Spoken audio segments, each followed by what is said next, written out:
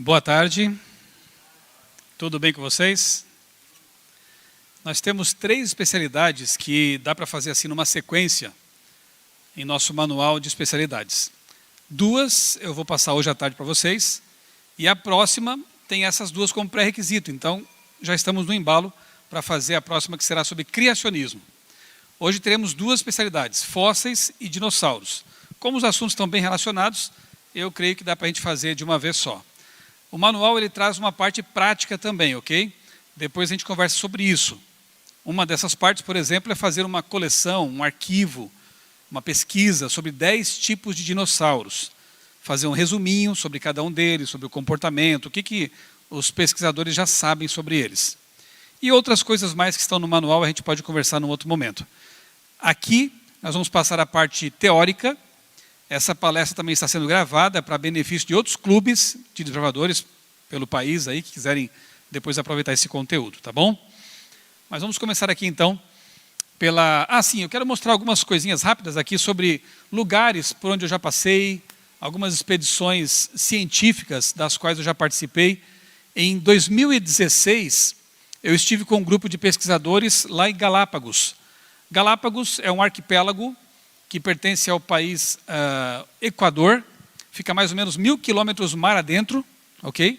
No Oceano Pacífico, né? E ficou famoso esse arquipélago porque Charles Darwin, aquele famoso nome da teoria da evolução, passou por lá no século XIX.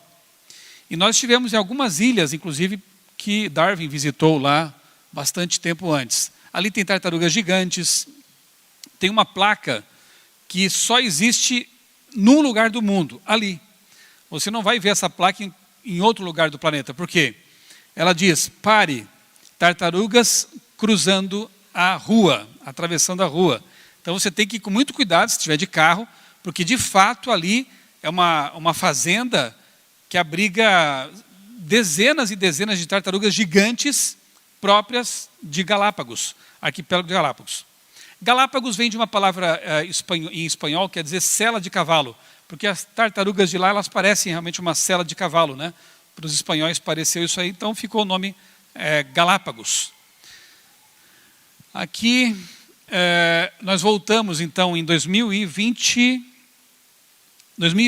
primeira ida foi em 2016, aí eu voltei a Galápagos 2020 para a inauguração do Museu Criacionista que fica exatamente na Avenida Charles Darwin.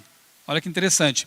Para as pessoas irem até o Centro de Pesquisas Charles Darwin, elas têm que, inevitavelmente, passar pela estação de pesquisas, pelo Museu Criacionista Origins, que fica ali. É um museu muito bonito, foi construído pela Igreja Adventista do Sétimo Dia, né? Aí está a fachada, a logomarca do museu, e dentro ele é bem moderno, assim, tem uns displays, explica a Semana da Criação, design inteligente, fala sobre sustentabilidade, meio ambiente, é um museu bem interessante. Nas 2 vezes em que eu estive lá, nós subimos o famoso o vulcão Sierra Negra.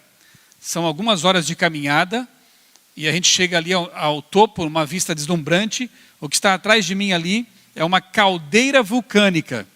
Ou seja, num passado, não sabemos quanto tempo atrás, houve uma erupção vulcânica, e depois todo esse cume, ele colapsou, ele implodiu e virou uma caldeira. Ela tem alguns quilômetros, tá, de circunferência. Aqui uma outra foto para você ver. Ó. Tudo isso aqui, tá, são vários quilômetros, é uma caldeira vulcânica. Ainda jorra lava por ali? Não tem muita atividade vulcânica, mas de vez em quando ainda escoa um pouco de lava ali atrás, naquela caldeira ali, ok? Mas é fumaça mesmo e um pouco de derrame de lava. Clica para mim ali, vou mostrar um pouquinho as tartarugas para vocês. A gente ali visitando a fazenda das tartarugas gigantes de Galápagos. Algumas têm mais de 100 anos, né? Essa cientista é a doutora Maura Brandão. Ela cuidou do Museu de Galápagos por alguns anos. E uma coisa bem interessante é que as tartarugas fazem parte do patrimônio histórico aqui das ilhas. Então as pessoas não podem simplesmente chegar num lugar e remover as tartarugas simplesmente porque elas estão incomodando. Quer dizer, elas nem pertencem a esse local, né? Exatamente. Elas são patrimônio da humanidade, né? Interessante. Exatamente. Então somos nós que temos que nos adaptar a esses animais. Então isso é bem legal. Algumas curiosidades sobre elas e em comparação com outras tartarugas. Sim, elas são bem enormes, né? Bem maiores do que a gente está acostumado. A gente estava até comentando que se a gente está no Brasil e você vê um pasto, você nunca vai imaginar que tem uma tartaruga ali, mas aqui é muito comum você andar aqui num lugar que parece um pasto, onde você teria vaca, por exemplo, e você vê um negócio que parece uma pedra, você chega pertinho, é uma tartaruga. E pastando gigante. Também, pastando, né? Exatamente, elas comendo. Comem esse pasto aqui, né? Tem um nome, né? Sim, ele foi introduzido aqui pasto em 1920, é isso. E também come as goiabas que caem das árvores, né? E o interessante, ó, você está vendo ela meio de longe aqui, ok? A gente não pode chegar muito perto, já explicamos para você que tem todo um cuidado aqui com a fauna e flora da ilha, né? Mas ela é bem grande, elas podem chegar a meia tonelada, 500 quilos, né? E muito longevas, veja como o vegetarianismo aí funciona, né, Maura? Provas. 120 anos tem uma, a outra aqui tá eu vou mostrar para você lá do outro lado, ó, aquela lá, ó. Isso, tá. O guia, ele estimou em 120 anos, quer dizer, são muito longevas, né? E são tranquilas, não são estressadas, comem bem.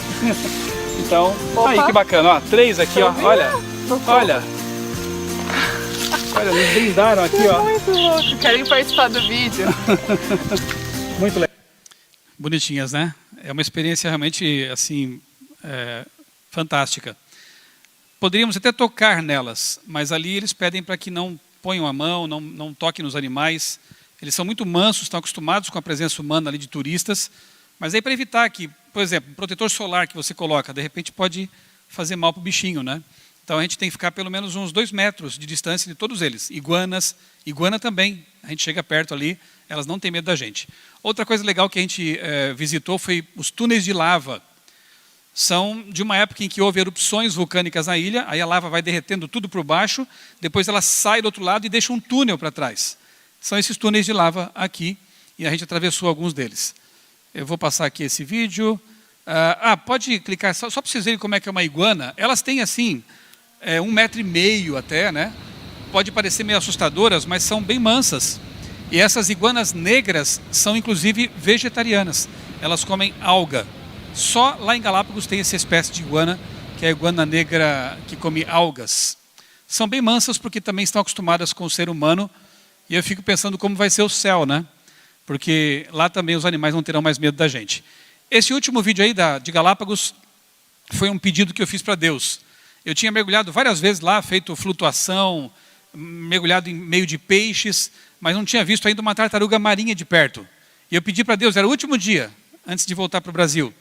E eu pedi, Senhor, eu queria ver de perto e filmar uma tartaruga marinha. Elas são lindas, são bem grandes, né? Nadadeiras bem amplas.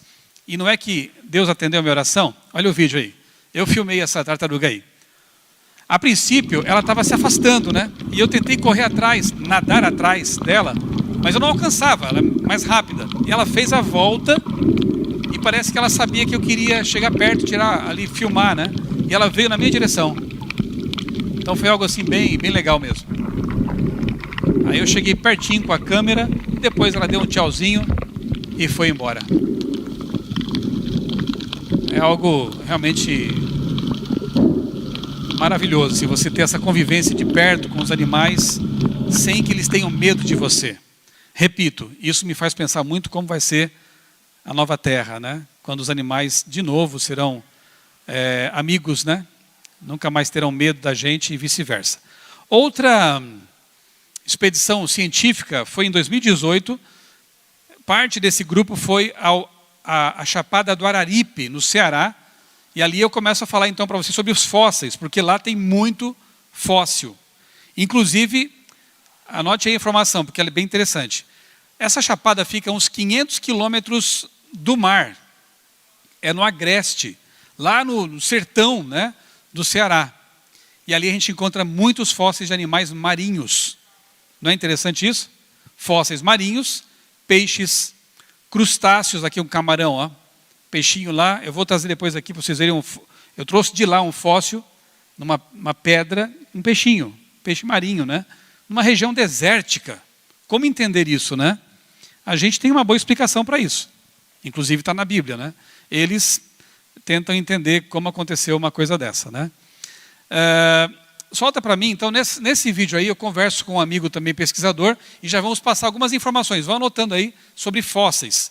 Vocês vão ouvir no fundo ali, em algum momento, uma batida, um som de batida. É um martelinho, que tinha vários pesquisadores ali quebrando pedras, rochas, para encontrar fósseis dentro. E é uma experiência bem legal também. Você encontra geralmente as rochas que têm fósseis são mais assim ovaladas, mais arredondadas. Aí você já desconfia que tem um fóssil dentro. Você vai ver no meu colo, não apareceu muito bem, mas eu estou com um martelo de paleontólogo ali. É um martelo diferente, ele tem um lado que é mais pontudo, o outro que é mais achatado, para que você possa bater com o jeito certo, e aí a pedra ela quebra no meio, se quebrar direitinho, você pode ter dos dois lados um fóssil, né? Metade do corpo para cá, metade do corpo para lá. Metade do que era o corpo. Depois nós vamos explicar direitinho isso aí, tá bom? Nesse vídeo, então, as batidas que você vai ouvir são os martelos do pessoal ali, quebrando pedra, tentando encontrar fóssil. Estava mais de 40 graus esse dia, muito quente, mas a gente fica tão emocionado que nem percebe o calor. Vamos ver o vídeo ali. Olá, tudo bem? Nós estamos aqui no Ceará, formação do Araripe, Chapada do Araripe. Eu estou com meu amigo aqui, o Alexandre Kretschmar, um grande pesquisador de longa data também do criacionismo, né? Vocês podem perceber que nós vestimos a camisa, né? Nossos trilobitas aqui. E hoje estamos fazendo uma atividade aqui durante um congresso de fé e ciência que envolve pesquisa, prospectar alguns fósseis aqui na região e tem uma abundância de fósseis. Alexandre, fala pra gente um pouquinho sobre as suas pesquisas sobre fósseis, né? Como é que eles são formados, qual a importância deles para o criacionismo? Um lugar como esse aqui, ele é rico, né? A gente está num leito de um rio, que uma vez foi um rio aqui. E aqui nós conseguimos encontrar, né, peixes e escamas, como a gente encontrou ali em cima, dentro de rochas, né? Dizendo o quê? Que, obviamente, neste local aqui um dia foi mar. E o que me impressiona é que nós encontramos isso não somente aqui no Ceará, mas em todos os lugares do mundo, né? E é uma pergunta que sempre me permeou meus pensamentos. Se a gente consegue encontrar fósseis de amonita, por exemplo, em lugares tão altos como o Everest, será que teria sentido a narrativa bíblica ou não? Bem, talvez só com essas evidências a gente não pode afirmar isso, mas são peças desse quebra-cabeça que nós vamos montando, né? É mais uma das evidências que nós temos que realmente é possível sim o catastrofismo, esse desastre global hídrico ter acontecido. Interessante porque aqui hoje é uma região totalmente, é o sertão, né? Árido, né? Então você pode ver tudo seco, né? Sim, totalmente seco, bastante quente. E, no entanto, a formação do Araripe, a extensão dela é de 9.000 quilômetros, né? Ou seja, em toda essa extensão você encontra fósseis de peixes, a abundância aqui de peixes é fantástica. Há também fósseis de outros animais, nós vamos a outros sítios ainda para investigar isso. Principalmente insetos, né? Insetos, libélulas. E algo que eu perguntei para o diretor aqui, né, o responsável por esse parque, a semelhança, né, dos insetos de supostos milhões de anos com os atuais, a semelhança dos peixes com os atuais. Ele me disse que são realmente muito semelhantes, tanto em tamanho quanto em morfologia, né? Enfim, você compara e não percebe realmente nenhum tipo de mudança drástica, que como pressupõe o modelo evolutivo, né? Nenhum salto evolutivo. Exatamente. É o mesmo ser de então e agora, né? E a gente percebe isso claramente aqui ao investigar esses fósseis, né? Outra coisa interessante é que o processo de formação do fóssil mesmo, né? Ele envolve água, sedimentos, né? E essa abundância toda, como disse o Alexandre, né? Essa parte aqui de como se forma um fóssil, eu vou deixar aqui um doutor em paleontologia, um amigo meu. Eu pedi que ele viesse participar da palestra, à distância, claro. E ele vai então contar. Você sabe o que é um paleontólogo? O que estuda um paleontólogo? E qual a diferença entre um paleontólogo e um arqueólogo? O ólogo é parecido, né? Mas o começo da palavra é diferente. Basicamente, um paleontólogo estuda fósseis de animais. Por isso que o paleontólogo é quem estuda dinossauros, fósseis de dinossauros. Arqueólogo estuda mais coisas relacionadas com a humanidade. Então ele estuda fósseis também, humanos, mas documentos antigos, escritas antigas, construções humanas, claro, obviamente. Então, a diferença é essa. Os dois lidam com coisas antigas.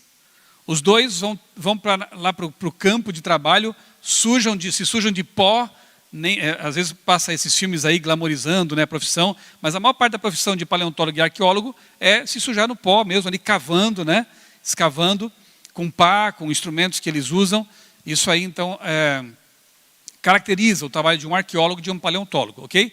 E daqui a pouquinho vou mostrar para vocês aqui na tela o vídeo, uma fala de um amigo bem jovem, mas que já é doutor em paleontologia.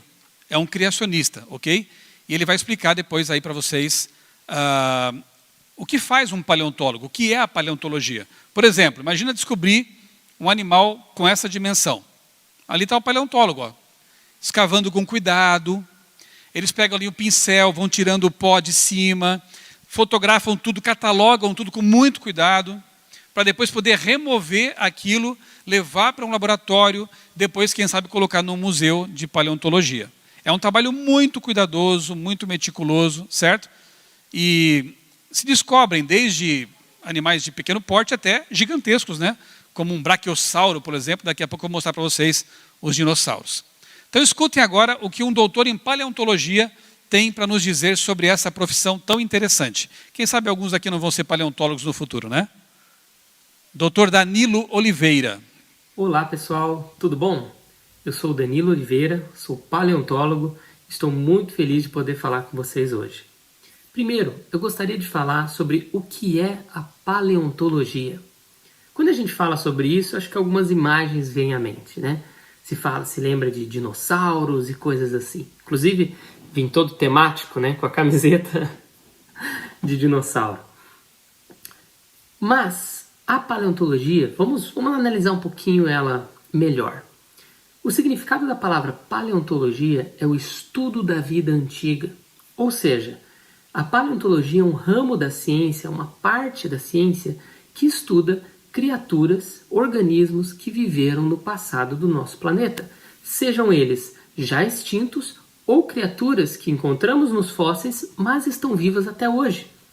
Então é um ramo muito amplo da ciência. Por exemplo, quando fala um paleontólogo, geralmente você pensa em quê?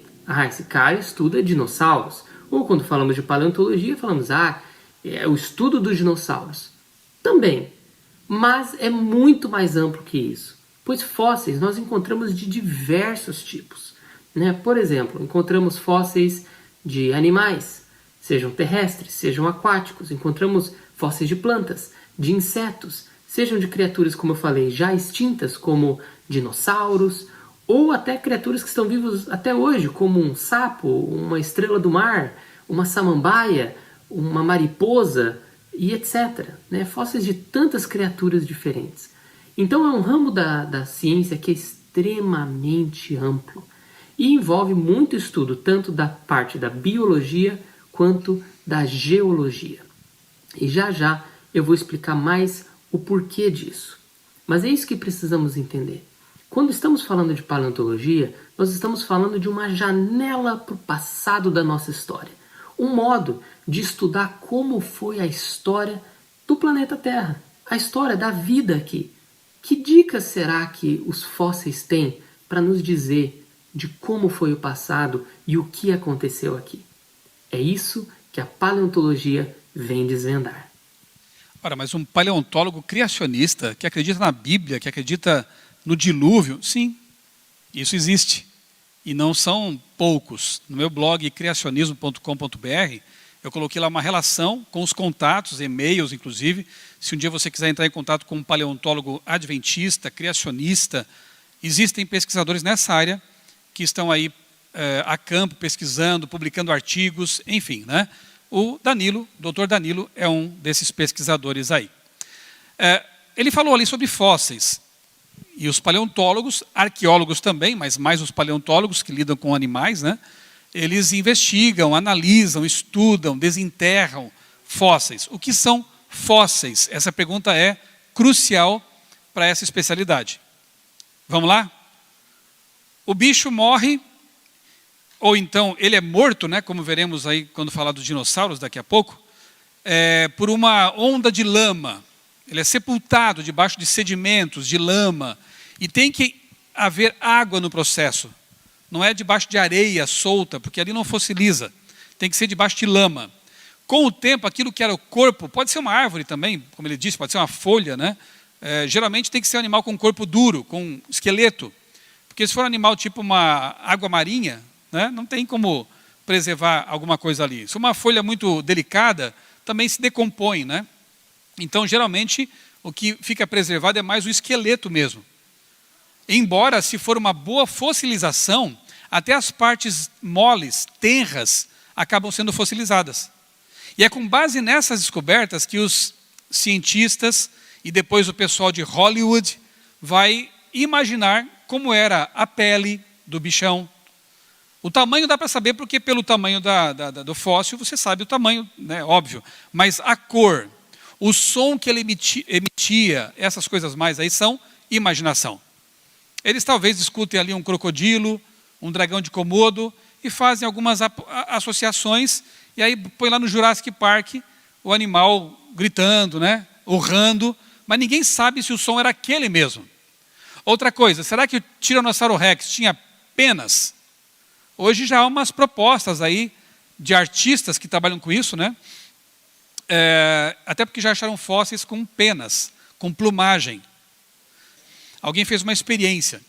Se pegasse um esqueleto de um hipopótamo e desse para um paleoartista, que são esses artistas que pegam um fóssil e imaginam como seria o animal, ele poderia criar uma criatura horrível, porque ele tem aqueles dentes bem grandes, né? Ficaria um bichão bem feio, mas aí você vai ver, é um bicho gordinho, simpático, um hipopótamo. Será que o T-Rex ou o Tiranossauro Rex tinha aquela forma mesmo? Será que o Velociraptor era daquele jeito ou tinha plumas, penas coloridas e de repente um animal bem bonito, bem colorido? É difícil saber. O que sabemos basicamente é o tamanho, né? Às vezes podemos saber também do que eles se alimentavam, como alimentos no estômago também foram fossilizados. Ou até pesquisando os coprólitos. Alguém sabe o que é isso? Alguém sabe o que é coprólito? Fala. É isso aí. Cocô de dinossauro. Fossilizado. Então, parabéns, viu? Metade da especialidade já está concluída. Coprólito são fezes fossilizadas, petrificadas. Aí, analisando aquele tipo de material, eles conseguem saber o que o bicho comia, certo? Encontraram fósseis de dinossauros com conteúdo estomacal, alimento no estômago. Aí eles sabem, esse aqui era possivelmente um carnívoro, esse aqui um herbívoro. Não só por isso, mas também por outros detalhes mais relacionados com os fósseis, com o ambiente em que ele vivia, com o tipo, eu vou mostrar depois para vocês os tipos, né, de dinossauros. Perceberam como é importante estudar os fósseis?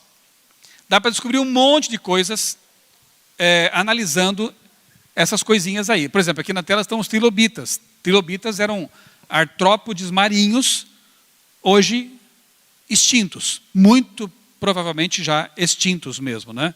A menos que um dia se encontre algum deles vivo lá no fundo do mar.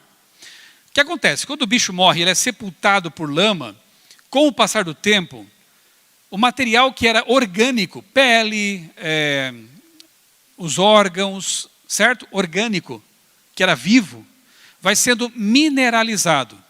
Os minerais do solo em volta, daquela lama em volta, começam a penetrar no corpo, no cadáver. E com o passar dos séculos, não precisam milhões de anos, já se verificou fossilização em alguns milhares de anos. Isso é um dado interessante. Com o passar dos séculos e milênios, aquilo que era orgânico passa a ser uma cópia, vamos colocar assim, né? Do que foi, mas agora em pedra. Então você tem ali um animal petrificado. Você tem ali uma árvore petrificada. Eu trouxe aqui, chegou aqui o pacote, deixa eu mostrar para vocês uma árvore, um tronco, né, petrificado. Você observa, depois eu vou deixar passar entre vocês, tá? Não fiquem tão ansiosos. Vai circular entre vocês. Você pega isso aqui, é pesado. Isso aqui deve ter o quê? Meio quilo quase. E você vê a textura do tronco aqui, você vai dizer, isso aqui é uma árvore, mas é uma árvore petrificada. Isso é um fóssil de uma planta.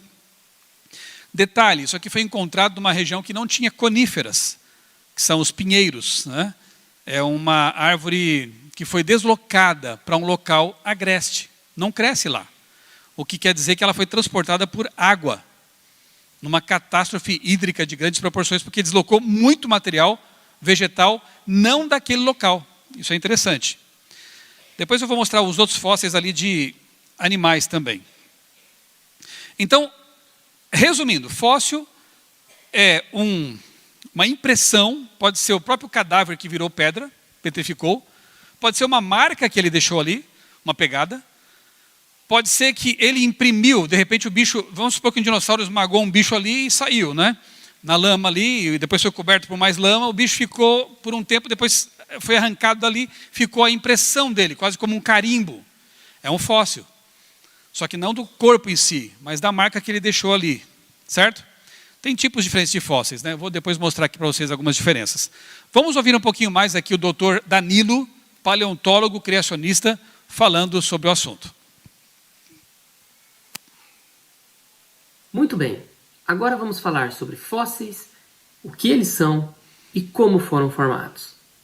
Muito bem, às vezes nós nos deparamos com uma pesquisa, uma notícia que saiu sobre algum fóssil de alguma criatura, né, algum organismo. E muitas pessoas acabam usando o seguinte termo: foi encontrado ossos de um tal organismo, ou ossos de dinossauro. Mas na realidade, o que eles encontraram não são mais ossos, são fósseis. Mas o que são fósseis? Fósseis podem ser de várias partes do corpo diferentes, né? Ou nem serem partes do animal. Por exemplo, você pode encontrar um fóssil de uma garra, um fóssil de um dente, de uma concha, um crânio e etc. Um crânio como este aqui que eu estou mostrando.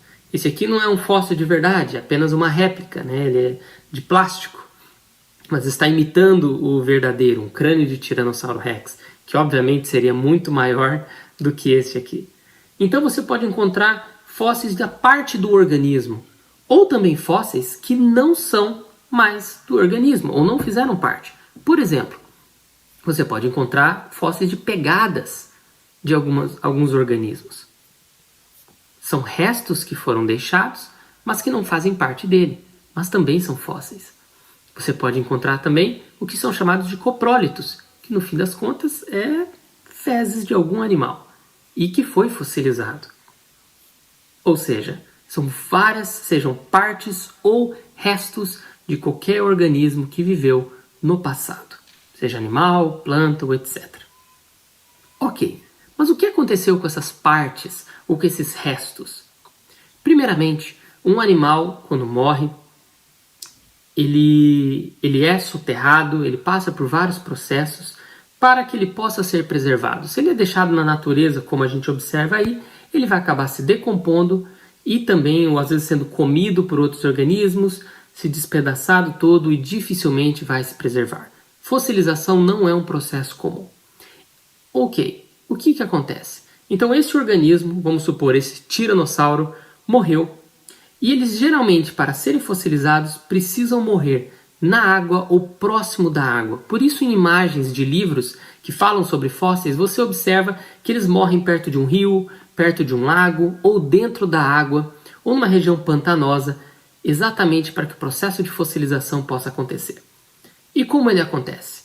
Este organismo morre, começa a ser soterrado, e porque o sedimento, a terra que está cobrindo ele, tem bastante água, a água ajuda no processo de que haja uma troca de elementos do organismo com o sedimento e do sedimento para o organismo. Ou seja, esses ossos que antes estavam ali bonitinhos enterrados vão trocando os minerais que estão nele, as partes dele, com o sedimento que está em volta, ou a rocha que está em volta.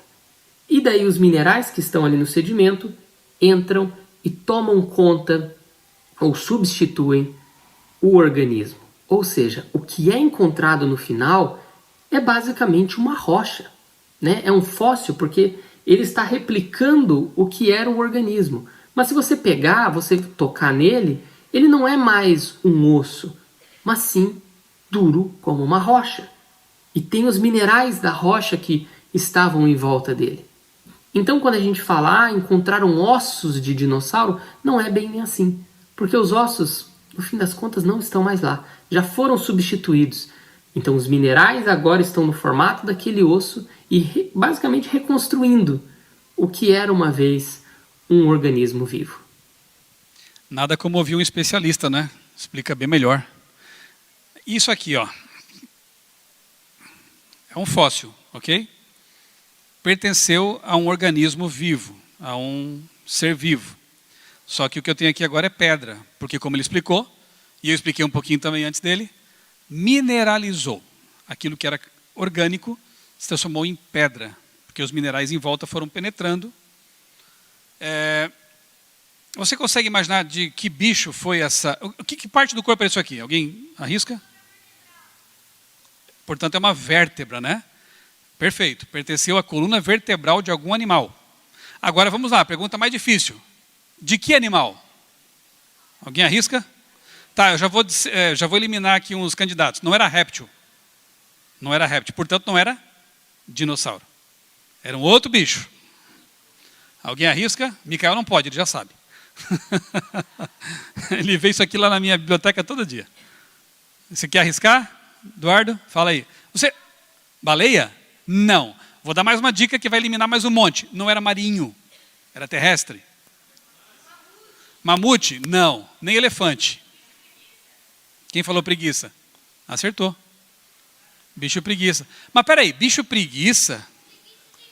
Você não pega no colo bicho preguiça hoje? Pega. É pequenininho, né? Era um bicho preguiça? Gigante. A chamada megafauna. Ou seja, havia animais e plantas, e nós cremos que seres humanos também, gigantes no passado. E há muitas evidências. Uma delas está aqui na minha mão. Isso aqui eu ganhei de um pesquisador lá no Pernambuco. Ele fazia escavações por lá. Ele tinha o bicho inteiro. E ele gostou de mim. Eu dei uns livros para ele e falou, vou dar um presente para você. Leva para você esse aqui. Claro que depois eu tive que registrar. Você tem que ter toda uma documentação. Você não pode sair por aí andando com fósseis, né? Hoje no país é preciso ter documentação para andar com eles. E eu tenho lá comigo essas cartinhas que me permitem viajar com isso aqui. Eu vou depois deixar circular para vocês verem como dá para ver a textura do osso aqui, a porosidade do osso. Mas é pedra. Isso é um fóssil. Esse bicho morreu soterrado por uma onda de lama ou alguma coisa dessa natureza. Certo? Até aqui está tudo claro? O que é fóssil, o que é paleontologia, a importância do estudo deles. Veja na tela agora. Fóssil não é só aquilo que é soterrado debaixo de lama. Pode ser também preso no âmbar. Mas o que é âmbar? Resina de árvores. Resumindo, né? Aqui, ó. Aquela foto amarela ali é um inseto. Curioso é que todos os animais, quando é no âmbar, é melhor ainda. Porque preserva o bicho exatamente como ele era no momento que ele foi engolido por uma gota ou um escoamento de âmbar, de seiva. E aquilo endurece e o bicho fica plastificado praticamente. Então você consegue estudar detalhes do inseto. O que mais chama a atenção dos criacionistas é que esses bichos que supostamente teriam milhões de anos são iguais aos de hoje. Cadê a evolução? Que falam tanto, né? Cadê as modificações que ocorrem entre nos seres vivos? A gente não percebe mudanças, a não ser a questão do tamanho. Geralmente eles diminuem o tamanho. Os de hoje são descendentes menores do que os seus ancestrais bem maiores. Então fóssil pode ser também no âmbar. Fóssil pode ser pegada. Está vendo lá? Alguém arrisca de que bicho? Vamos ver se vocês estão afiados. Aquela pegada é de um terópode ou de um sauro? Já falou. Você tá? É um terópode. Por quê? Parece pata de galinha, né? Três dedos.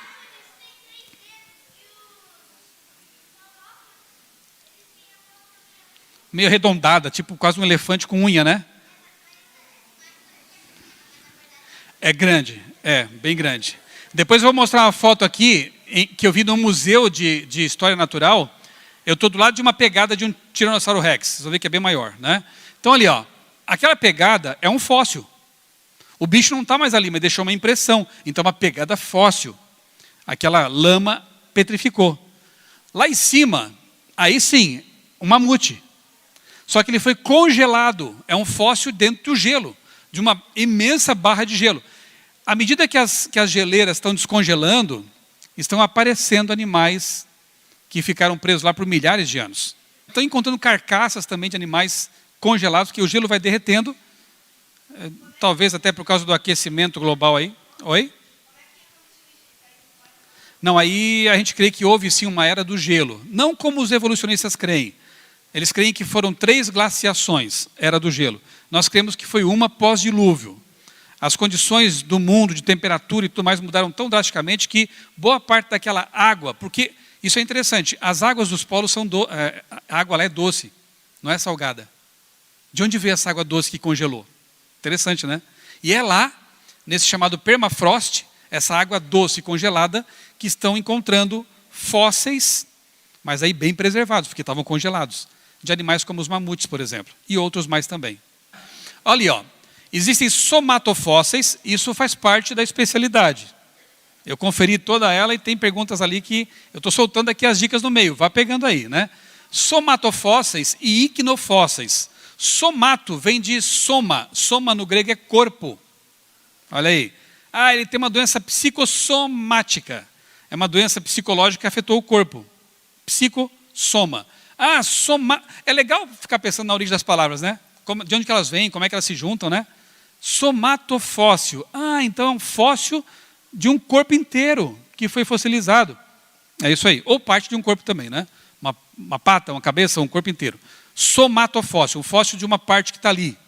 Iquinofóssil não está mais ali. Iquinós quer dizer vestígio. Então uma pegada é um iquinofóssil. Pegou? Somatofóssil, está lá o corpo inteiro. Mamute, o inseto ali, somatofóssil. Pegada, ou impressão da pele, mas o bicho não está mais ali. Iquinofóssil, deixou um carimbo ali só. Essa é a diferença, só isso. Vamos lá. Fósseis, eu entendo que está resolvido o assunto, certo? Agora vamos para os dinossauros. Essa é a capa do meu livro Terra de Gigantes, que eu recomendo para vocês. Gostou da leitura? Obrigado, legal. Vamos lá. Eu não vou ler o texto, o tempo é curto, mas a Bíblia traz alguns textos interessantes que, para mim, são referências a dinossauros. Fala de répteis gigantes, fala de Leviatã, de bestas, mas também fala de um bicho, que está ali em Jó 40, que no original, no hebraico, está simplesmente como Behemoth. Behemoth. Como não há outros textos que falam desse tal de Behemoth, fica difícil saber quem é, que bicho foi. Algumas Bíblias trazem a tradução hipopótamo, mas não tem como ser hipopótamo, sabe por quê? Porque o texto fala que ele tem uma cauda poderosa que nem um cedro, uma árvore grande. Ele enrija a cauda como cedro. Se houver uma inundação, uma enchente ali, ele não está nem aí, porque ele leva o pescoço acima das águas. É um bicho grande, hein? Pela descrição do texto, a gente percebe que ele poderia ser talvez um brachiosauro, ou quem sabe, lá em cima, um iguanodonte, porque o texto diz que Deus o dotou de espada. E o iguanodonte tinha uma protuberância óssea, pontuda, que até pode parecer uma espada. Uma coisa eu sei, hipopótamo não dá. Porque o hipopótamo tem um rabinho bem pequenininho, né? Bem nada a ver. Agora, um bichão desse aí eu acho que se encaixa bem na descrição do Behemoth. De qualquer forma, alguns falam assim, mas por que não tem o nome dinossauro na Bíblia? Deixa eu te perguntar outra coisa. Alguém já leu o nome gato na Bíblia? Eu já li um monte de vezes a Bíblia. Nunca achei a palavra gato. Então, gato não existe. A Bíblia não é um livro de classificação, de nome de bicho, né? Então, não tem ornitorrinco na Bíblia também. Não tem salamandra. Sabe que não tem, não? Não lembro de ter lido salamandra na Bíblia, né? Então, veja, gato não tem. Isso quer dizer que gato não existe? Claro que não. A palavra dinossauro nem podia estar na Bíblia, sabe por quê? Porque ela é nova, ponto. A Bíblia tem 3.000 anos aí, pelo menos, né, os livros mais antigos, né? A palavra dinossauro foi criada por esse senhor aí, o Richard Owen, em 1841. Por que ele chamou dinossauro para esses bichos que estavam começando a aparecer? Como é que começaram a aparecer? À medida que eles foram escavando a terra para construir estradas, para fazer pontes e edifícios, escavando o solo, começaram a aparecer fósseis de animais muito grandes. E estudando esses fósseis, viram que eram répteis. Aí o Oi pensou, nossa, isso aí, eu acho que eram uns dragões, uns lagartos terríveis. Deinossauros. Beleza, gostei do nome. Deinos quer dizer terrível. Sauros, saurópode, lagarto. Então ficou esse nome, lagartos terríveis. Só tem um detalhe, nem todos são terríveis. Na verdade, hoje sabe-se que a maioria não era terrível. Foi feita uma revisão aí e perceberam que a maioria deles era herbívora. E talvez você pudesse até escorregar no pescoço deles numa boa, porque eles eram pacíficos. Alguns eram carnívoros e caçadores, mas não todos. Outra coisa, tem dinossauro do tamanho de uma galinha, até um que encheria toda essa igreja aqui, o tamanho dele. Compsognathus, tamanho de uma galinha. Brachiosauro, e até o teto da igreja. Então, tinha todo tamanho, todo formato, certo? Vamos ver o que o doutor Danilo fala sobre dinossauros agora. Paleontólogo criacionista. É um grupo específico de répteis que vivia na Terra e que possui algumas características específicas. Primeiro, muitos deles eram bem grandes, então a gente consegue observar essa diferença. Mas uma diferença física bem clara que diferenciava os dinossauros de outros grupos de répteis é o modo com que eles andavam, né? E como eram as patas deles. Vou dar um exemplo aqui. Estou aqui com a Blue, do filme Jurassic World, e vocês podem observar, né, o Velociraptor aqui. Note que as pernas dela são retas, perpendiculares ao corpo. Está vendo? Ela andava retinha assim. Isso vale para herbívoros também. Como vocês podem observar, as patas estão logo abaixo do corpo, retas, como nós, que andamos assim com as pernas retas abaixo do corpo, ou muito parecido, digamos assim. Observam isso? Ou seja, é diferente de, por exemplo, um jacaré ou um crocodilo que andava com as patas para fora, ou anda até hoje, né? Você pode observar, os dinossauros eles iam andar com as patas retas assim, uma embaixo da outra. Quer dizer, embaixo da outra não, né? É abaixo do corpo, paralela uma à outra, certinho. Já os jacarés e crocodilos, eles andam com as patas para o lado, lateralmente, e se arrastam assim. Vocês conseguem observar? Tem um ângulo aqui do lado, na pata deles. E eles vão andando desse jeito. Diferente dos dinossauros, que tinham as patas retas embaixo do corpo. E andavam assim. O que ajudava para eles também economizarem até energia na locomoção. E muitos deles andavam ou corriam muito, muito rápido. Então essa é uma das características que diferencia os dinossauros de outros grupos de animais. Vocês viram aquele vídeo que eu mostrei, uma iguana marinha negra de Galápagos? Lembram? A iguana pode ser considerada um dinossauro? Por que não? Porque ela se arrasta. A pata fica do lado e ela vai se arrastando com a barriga no chão. Dinossauro, a pata fica bem embaixo do corpo, como ele explicou. Isso basicamente caracteriza um bicho como pertencente ao grupo dos dinossauros, tá bom? Vamos avançar aqui. Alguém pode, talvez, quando vê uma imagem como essa, que é a capa do meu livro Terra de Gigantes, pensar, mas Deus criou esse bichão horrível aí, com esses dentes gigantes, né? Carnívoro ou carniceiro, não sabemos. Bem, eu não vou responder a pergunta, eu vou responder com outra pergunta. Você acha que Deus criou isso aí? Mas criou para matar outros bichos? Antes do pecado, ninguém comia animais, não matava para viver. Comiam plantas ou algas, né? Deus criou o tubarão original, que era vegetariano também. Não esse aí. Deus criou o leão para ser assim? A leoa também? Não. Sabe o que Deus criou? Isso aí. E um dia voltará a ser assim, não é o que diz a Bíblia? Lá em Isaías diz que o leão vai comer pasto, né? O lobo vai pastar junto com a ovelha, vai voltar a ser como devia ser sempre. Então Deus não criou os dinossauros para ser como alguns passaram a ser. Carnívoros, caçadores, matadores. Como não criou também o tubarão para ser assim, nem o leão para ser assim. ele certamente criou os dinossauros originais, todos herbívoros, certo? E alguém me perguntou, quando eu entrei aqui na igreja, vai ter dinossauro na Nova Terra? Eu digo, vai, porque não foi o diabo que criou os dinossauros. Ele pode ter deturpado algumas espécies. Aconteceu com outras também. Mas as espécies originais que só Deus pode criar, só Deus pode trazer vida da não vida, eu não tenho dificuldade nenhuma de pensar que na Nova Terra nós poderemos escorregar no pescoção de um brachiosauro. E vai ser muito legal. Então, se você pensava em escorregar no pescoço da girafa, amplie seu sonho. Você pode escorregar num pescoço bem maior e bem mais alto, de um brachiosauro, né? Vamos lá. Olha o que eu dizia para vocês. Dinossauros conhecidos como carnívoros fizeram uma revisão e perceberam que eram, na verdade, herbívoros. Sabe como é que é fácil se confundir? Imaginem um gorila.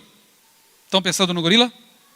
Se o gorila fosse extinto e só sobrassem fósseis, daqui a alguns milhares de anos os paleontólogos escavando ali encontrassem um fóssil de gorila. A cabeça de um gorila, diriam que ele era vegetariano ou carnívoro? Por que diriam que era carnívoro? Não tem uns caninos bem grandes, mas ele é vegetariano. Ele usa aqueles caninões para comer raízes, plantas, percebeu? E há outros animais que são vegetarianos, herbívoros, e que também têm dentes bem proeminentes, mas usam não para matar ninguém, mas para roer, comer. Será que o leão não tinha esses dentões mesmo antes do pecado? Por que não? Será que o leão não comia raízes? Não comia frutas duras? O panda é vegetariano, ele usa aquele dentão e aquelas garras para quê? Para comer bambu, que é duro, né?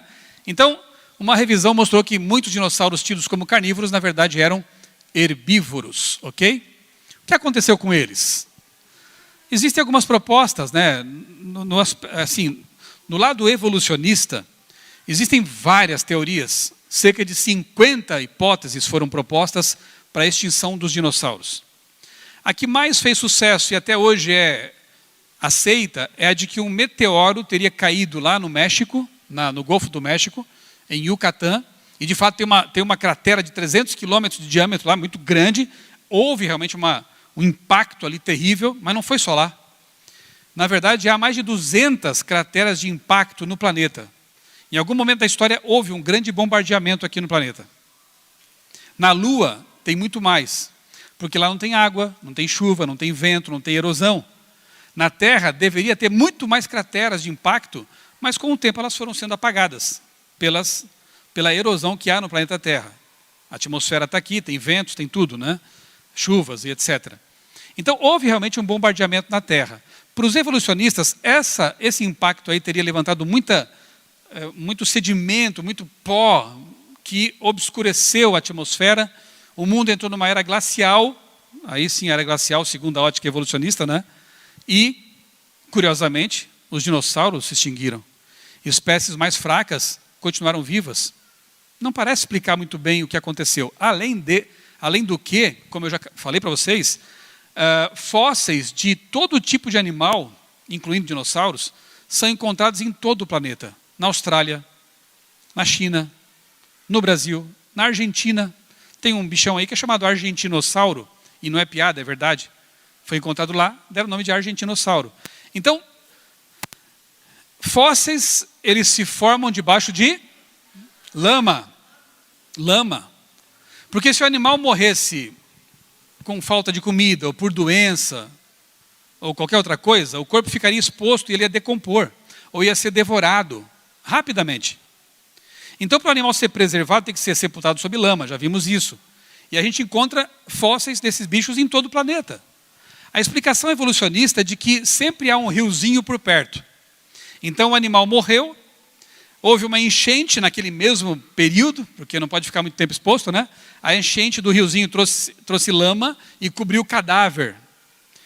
Aí você vai para a Austrália, o que aconteceu aqui? Esse monte de fósseis de dinossauros. Tem um riozinho aqui perto que encheu e cobriu os cadáveres. Ok. Aí você vai para a Bolívia, um monte de fósseis de animais ali, de dinossauros, por exemplo, de outros animais. Aí o que aconteceu aqui? Tem um riozinho aqui perto que encheu também e cobriu os cadáveres. Sempre assim. Mas a realidade tem mostrado que a coisa não é bem assim. Olha só essa notícia aqui. Dinossauros tiveram morte em agonia. Os fósseis de dinossauros geralmente têm a boca semi-aberta, a cabeça para trás e a cauda em curva. Por essas razões, paleontólogos acreditam que os dinos morreram na água. Eles estão chegando lá. O que eles estão percebendo? Que muitos desses fósseis bem preservados não morreram antes de ser sepultados por lama. Eles morreram porque foram sepultados na lama. Foram surpreendidos por alguma coisa catastrófica em todo o mundo. Haja riozinho em todo o mundo para sepultar esses animais de grande porte. Aliás, grande porte é grande porte mesmo, né? Imagina, deixa eu ver, aqui, ó. Quanta lama de riozinho para cobrir animais. Ali a mulher aí embaixo para você comprar o tamanho. Lá um rapaz ali, ó. Para cobrir um mamequisauro, um braquiossauro. Esses animais gigantescos. Se fosse pouca lama, vamos supor que ela cobrisse a metade do corpo. Ele até poderia ficar preso ali e morrer de fome. Metade do corpo ia apodrecer, metade ia fossilizar. Mas quase qualquer museu de história natural bom aí do mundo tem fósseis de braquiossauros, tiranossauros e outros sauros enormes. O que quer dizer que eles foram cobertos por muita, muita lama. Então houve alguma coisa nesse planeta, alguns milhares de anos atrás, envolvendo sepultamento rápido, muita lama e em todo o mundo, todos os continentes. Eu consigo ver um cenário que a Bíblia apresenta, facilmente aqui. Só que pessoas que não creem na Bíblia dizem, não aceita a Bíblia, aí tem que apelar para o asteroide, para o meteorito, para coisas que não fazem sentido, na verdade. Né? Por isso que tem mais de 50 hipóteses, porque nenhuma delas é suficiente para explicar esse fenômeno. Olha aqui, uma outra evidência de soterramento rápido. Animais marinhos. Lá em cima, 2 peixes foram surpreendidos por uma onda de lama, debaixo d'água mesmo, né? Foi um tsunami ali. Eles estavam engolindo outros peixes quando foram pegos de surpresa. Não foi uma coisa assim lenta, gradual, foi uma catástrofe, né? Ali embaixo tem o ictiosauro, que era um réptil marinho. Os répteis marinhos não eram dinossauros, tá? Então tem plesiosauro, ictiosauro. E os répteis alados, isso está na especialidade também.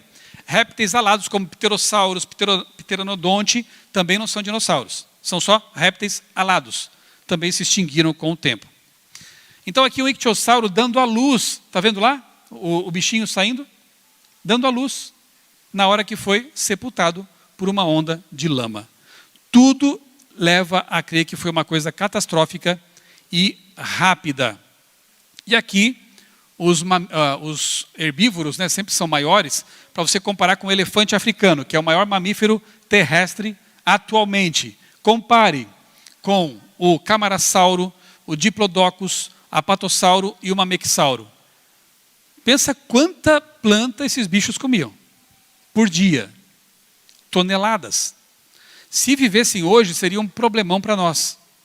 Nós teríamos uma concorrência aí desleal, né? Então, por algum motivo, o próprio Deus, nós cremos assim, permitiu que esses animais fossem extintos. E quem sabe quando o mundo voltar a ser um jardim global, com muita planta, muito alimento, eles voltem, né? Mas hoje seria bem complicado tê-los por aqui. A especialidade pede isso. Alguma classificação, assim, mais grosso modo, dos dinossauros. Assim, bem por alto, 2 classificações básicas. Existem os saurísquios e os ornitísquios. Ornite vem de ave, né? Então, ornitísquio são aqueles que têm a pelve, que é o osso aqui da bacia, parecido com o das aves. Então, são classificados como ornitísquios. E os saurísquios, você já conhece a palavra saurus, lagarto. Tem a pelve, esse osso aqui da bacia, parecido com o de lagarto. Então, eles são os saurísquios. 2 grandes classificações. Vamos expandir um pouquinho mais? Aí dentro dessas nós temos os saurópodes, que são basicamente os de 4 patas, gigantões. Braquiossauro, um bom exemplo. Saurópode. Temos também os anquilosaurídeos. Nossa, que nome estranho. Pois é. Briga com o pessoal que fica inventando esses nomes. Os anquilosaurídeos são aqueles que têm placas, carapaça, têm armaduras naturais. Como o caso aqui do estegossauro e outros. Tem placas, proteção. Os terópodes, aí são os bichões violentos. São bípedes, geralmente, né, andam com 2 patas, e são os que caçam, tipo Velociraptor. O Tiranossauro Rex, não se tem certeza se era um caçador ou um urubu, tipo urubu, né, um carniceiro que comia carniça, porque, segundo alguns pesquisadores, ele não podia correr muito. Se ele tropeçasse em um galho ali na estrada, ele caía e não levantava mais, porque a patinha dele aqui, né? Se caísse na água, não tem como nadar cachorrinho com aquela patinha. Então ele tinha que andar meio devagar, com algum cuidado. No filme, eles inventam um monte de coisa, né? Já o Velociraptor, tudo indica que era bem rápido mesmo, né? E tem os ceratopsídeos. Ceratopsídeos são aqueles herbívoros, geralmente quadrúpedes também, que têm chifres. Me dá um exemplo. Um que tem 3 chifres. Triceratops. Triceratops. Esse era um ceratopsídeo. Quadrúpedes que tinham chifres. Ok? Então tá aí. Saurópodes, terópodes, ceratopsídeos e anquilosaurídeos. Só para ter uma ideia assim, das classificações que há entre os dinossauros. Repetindo. Plesiosauros e pterossauros não eram dinossauros. Eram répteis marinhos, aquáticos ou então répteis alados, mas não estão classificados como dinossauros.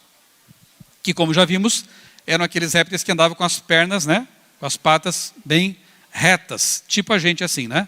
Não como os crocodilos que andavam se arrastando pelo chão. Vamos lá. Estamos quase caminhando para o fim aqui. Pegadas de dinossauro. Olha lá, esse aqui é um T-Rex filhote, possivelmente, né? Uma pegada lá no Museu de Ciências de Boston. E aqui, uma notícia interessante para vocês. Eu vou resumir. Os pesquisadores descobriram lá na China uma trilha de pegadas com 3.000 pegadas. O detalhe é que estavam todos indo numa mesma direção e havia ali dinossauros carnívoros, herbívoros, todos juntos, correndo para uma direção. Eles ficaram muito confusos com essa descoberta. Convenhamos. O que você acharia se você descobrisse pegadas fossilizadas de leões caminhando com zebras? Você não acharia estranho? Mas foi isso que eles falaram mesmo. Quando eles descobriram esse fato aqui, o fato é pegadas fossilizadas de animais carnívoros e herbívoros. 3.000 pegadas. Tinha um monte de bichos ali. Sabe o que disseram? Aí vem a interpretação do fato, né? Que qualquer um pode interpretar, né? Isso aí deve revelar o seguinte: tinha algum predador vindo lá atrás e colocou os bichos para correr. Gente, que predador seria esse que poria milhares de dinossauros, entre eles tiranossauros, para correr? Só podia ser o Godzilla, né? Ou King Kong. Só um bicho assim que não existe para colocar milhares de dinossauros para correr. Não faz sentido isso. Sabe o que faz sentido para mim? Vamos tentar rever o cenário na ótica criacionista? Para fossilizar uma pegada, tem que pisar onde? Na lama. Se for na areia, dá certo? Vai desaparecer rapidinho. Pisou na lama, mas depois que ele pisou na lama, para aquilo ser preservado, tem que vir mais lama e cobrir todas as pegadas. Aí, com o passar dos séculos, aquilo vai petrificando, depois vai erodindo, ou uma construção cava aquilo, e opa, tem pegadas aqui. Tira a capa de cima e tinha pegada embaixo. Ok? Pensa comigo. Milhares de dinossauros correndo para uma direção e deixando a pegada na lama. O cadáver não foi encontrado. E veio mais lama e cobriu aquelas pegadas. O que será que vinha lá atrás que pôs os bichões para correr? Uma onda, um tsunami assustador. Trazendo lama, eu penso que é o dilúvio, claro. Associado com o dilúvio, né? Então, para nós, o cenário é fácil de entender. Porque envolve lama, mais lama, medo. Tanto medo que fez o cara esquecer que estava do lado de uma presa e a presa do lado de um predador. Eles estão com medo de algo muito maior, que não era o King Kong, não. Era alguma coisa, assim, horrível e lamacenta, digamos assim. Em 2018, eu estive com um grupo também de pesquisadores lá em Sousa, na Paraíba, num local em que há pegadas de dinossauros. Eu quero mostrar para vocês uma pequena reportagem que eu fiz lá naquela ocasião. Presta atenção aí. Estou aqui em Sousa, na Paraíba, na famosa região das pegadas de dinossauros, o Vale dos Dinossauros. E aqui atrás é possível ver uma trilha de dinossauros do tipo saurópodes. Dá para perceber que a pegada é um pouco mais arredondada. Os terópodes, eles são, lembra-se um pouco a pata de galinha, né? Tem garras, 3 garras. E o que isso aqui nos faz pensar é num cenário com certeza diluvianista, porque para que a pegada seja preservada depois de um bom tempo, o animal teve que pisar na lama, um solo umedecido.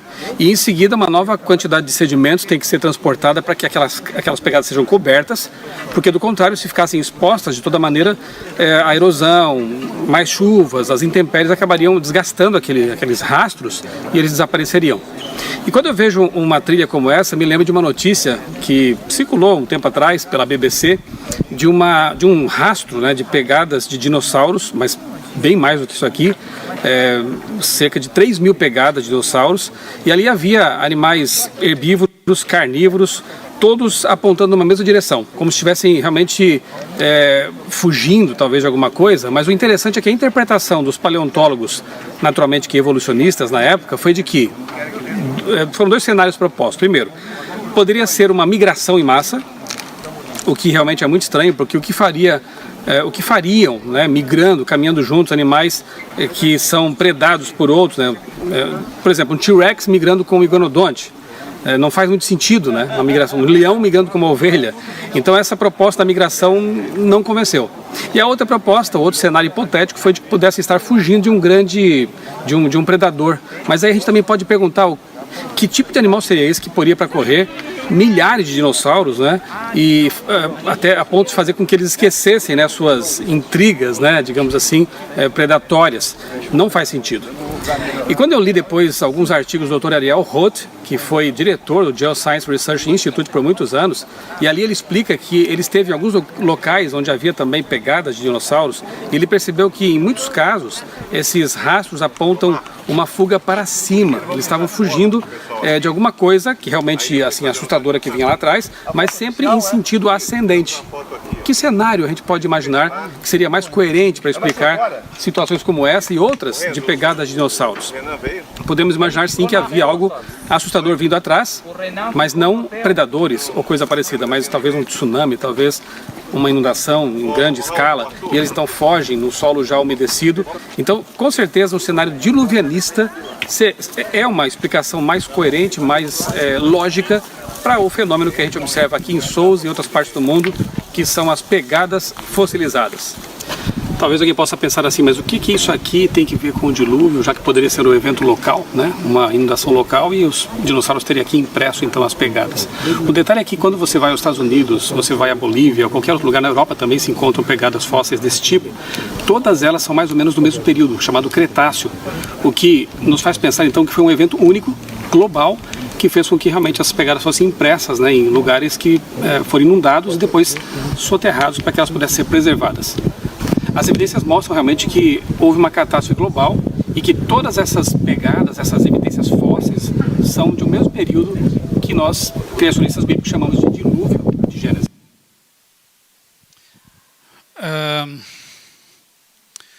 Por que não encontramos fósseis de dinossauros com fósseis de seres humanos? É uma pergunta que sempre fazem, né? Por quê? Eu vou responder com outra pergunta. Às vezes a gente responde perguntando de novo, né? Dizem que os judeus são assim, respondem com perguntas. Uma vez perguntaram para o judeu assim, por que vocês judeus sempre respondem uma pergunta com outra pergunta? E ele respondeu, por que não? Sempre assim. Então vamos lá. Zoneamento paleoecológico. Se hoje houvesse um dilúvio, como o da Bíblia, seria fácil encontrar um fóssil de um ser humano como de um tubarão, por exemplo? Sim ou não? Não, porque cada um no seu habitat, né? Assim como também seria difícil encontrar fóssil humano com fóssil de um urso pardo ou de um tigre. Cada um fica no seu nicho, né? Eu não quero ficar perto desses animais e eles também não querem ficar perto dos humanos.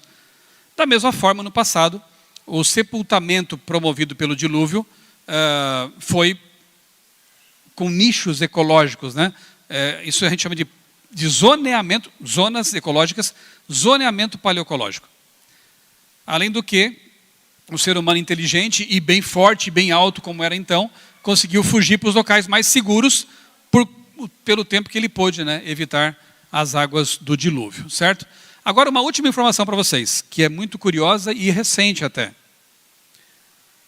É bem possível que esses animais não tenham milhões de anos, né, não viveram há milhões de anos como alguns supõem. Sabe por quê?